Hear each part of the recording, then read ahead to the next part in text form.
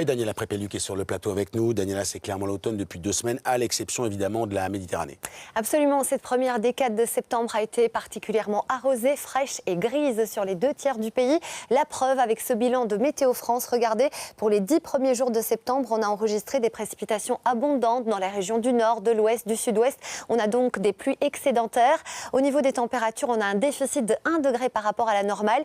Et si vous habitez dans le nord, je ne vous apprends rien, le soleil est absent depuis quelques jours, depuis une dizaine de jours. Nous avons donc 50% de déficit d'ensoleillement et dans certaines villes, notamment du côté de Rouen, Limoges ou encore du côté de Tours, eh bien, on a un ensoleillement particulièrement faible. C'est du jamais vu depuis le début de l'ouverture des stations météorologiques. Bon, la question qui fâche, est-ce que ça va durer?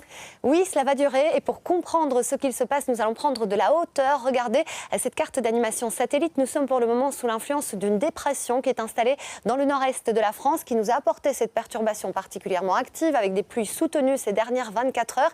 Et à l'arrière, regardez, c'est de l'air beaucoup plus frais qui s'installe, un flux de secteur nord et donc le froid n'a pas dit son dernier mot.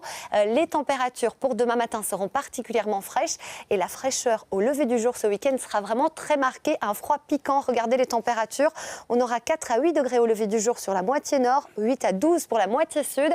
Ce n'est qu'à partir de lundi progressivement que les températures vont remonter et en principe mercredi prochain, on sera dans des valeurs de saison.